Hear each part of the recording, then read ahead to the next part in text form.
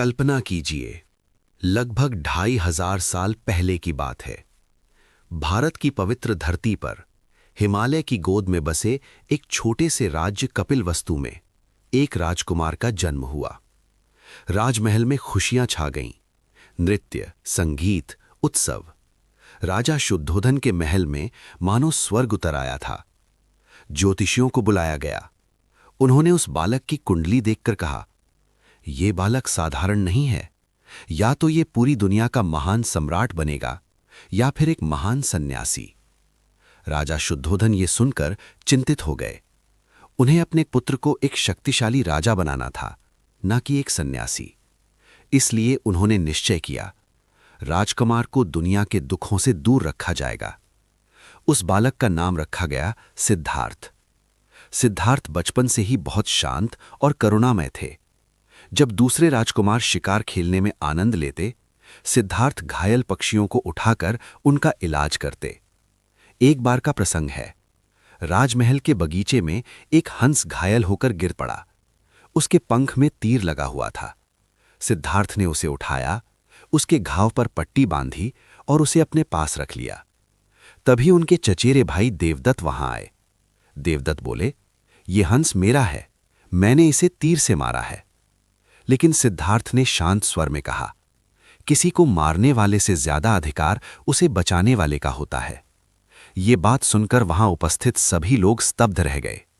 तभी से लोगों को लगने लगा था, ये बालक अलग है। समय बीतता गया। सिद्धार्थ बड़े हो गए। राजा ने उनके लिए 3 भव्य महल बनवाए, एक गर्मियों के लिए, एक सर्दियों के लिए और एक वर्षा ऋतु के लिए। हर जगह सुख ही सुख था। लेकिन कभी-कभी जीवन का सबसे बड़ा सवाल उसी के मन में उठता है जिसके पास सब कुछ होता है। एक दिन सिद्धार्थ ने अपने सारथी चन्ना से कहा, मैं नगर देखना चाहता हूं। राजा ने पहले मना किया, लेकिन आखिरकार अनुमति देनी पड़ी। सड़कें साफ करवाई गईं, बीमार और बूढ़े लोगों को रास्ते से हटा दिया गया। लेकिन सत्य को कब तक छिपाया जा सकता है? जब रथ नगर से गुजर रहा था, तभी सिद्धार्थ की नजर एक बूढ़े व्यक्ति पर पड़ी। उसकी कमर झुकी हुई थी, दांत टूट चुके थे, आंखों की रोशनी कमजोर थी। वो कांपते हुए चल रहा था। सिद्धार्थ ने पूछा, ये व्यक्ति ऐसा क्यों है? चन्ना ने धीरे से कहा, राजकुमार, ये वृद्धावस्था है। हर मनुष्य एक दिन बूढ़ा होता है। सिद्धार्थ चौंक गए, क्या मैं भी बूढ़ा हो जाऊंगा? हां राजकुमार। उनके मन में एक हलचल उठी। कुछ दिन बाद उन्होंने फिर नगर जाने की इच्छा जताई। इस बार उन्होंने देखा, एक व्यक्ति जमीन पर पड़ा कराह रहा था। उसका शरीर बुखार से तप रहा था। सिद्धार्थ ने पूछा, इसे क्या हुआ है? चन्ना ने उत्तर दिया, ये बीमारी है। क्या हर मनुष्य बीमार हो सकता है? हां राजकुमार, कोई भी। अब सिद्धार्थ का मन और बेचैन हो गया। कुछ समय बाद उन्होंने तीसरी बार नगर की यात्रा की। इस बार उन्होंने देखा, लोग रो रहे थे, विलाप कर रहे थे। बीच में एक शव पड़ा था। सिद्धार्थ ने पूछा, ये क्या है? चन्ना ने कहा, यह मृत्यु है। जो जन्म लेता है उसे एक दिन मरना ही पड़ता है। यह सुनकर सिद्धार्थ के भीतर जैसे तूफान उठ गया। उन्होंने सोचा, यदि अंत में सबको मरना है तो जीवन का अर्थ क्या है? तभी उन्होंने रास्ते में एक सन्यासी देखा। उसका चेहरा शांत था, न कोई भय, न कोई चिंता, सिर्फ गहरी शांति। सिद्धार्थ ने पूछा, ये कौन है?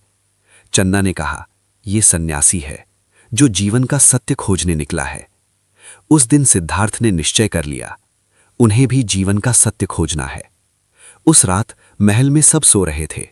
सिद्धार्थ अपने कक्ष में गए। उन्होंने अपनी पत्नी यशोधरा और अपने छोटे से पुत्र राहुल को देखा। उनकी आंखें भर आईं, लेकिन सत्य की खोज का संकल्प उससे भी बड़ा था। धीरे धीरे वे महल से बाहर निकले, अपने आभूषण उतार दिए, राजसी वस्त्र त्याग दिए और साधु का वस्त्र धारण कर लिया। अब राजकुमार सिद्धार्थ एक साधक बन चुके थे। उन्होंने वर्षों तक जंगलों में कठोर तपस्या की, दिनों तक भोजन नहीं किया, घंटों ध्यान किया, लेकिन उन्हें वो सत्य नहीं मिला जिसकी उन्हें तलाश थी। एक दिन वे इतना कमजोर हो गए कि बेहोश होकर गिर पड़े। तभी एक लड़की सुजाता ने उन्हें खीर खिलाई। उस दिन सिद्धार्थ को एक गहरी बात समझ में आई। अत्यधिक भोग भी गलत है और अत्यधिक तपस्या भी। सत्य का मार्ग है मध्यम मार्ग। फिर वे एक पीपल के वृक्ष के नीचे बैठ गए। उन्होंने संकल्प लिया, जब तक जीवन का सत्य नहीं मिलेगा मैं यहां से नहीं उठूंगा। रात बीतती रही, तारे आसमान में घूमते रहे और ध्यान गहराता गया। फिर सुबह की पहली किरण के साथ सिद्धार्थ को ज्ञान प्राप्त हुआ। अब वे सिद्धार्थ नहीं थे, वे बन चुके थे गौतम बुद्ध, अर्थात जागृत व्यक्ति। बुद्ध ने दुनिया को बताया, जीवन में दुख है लेकिन दुख से मुक्ति भी संभव है।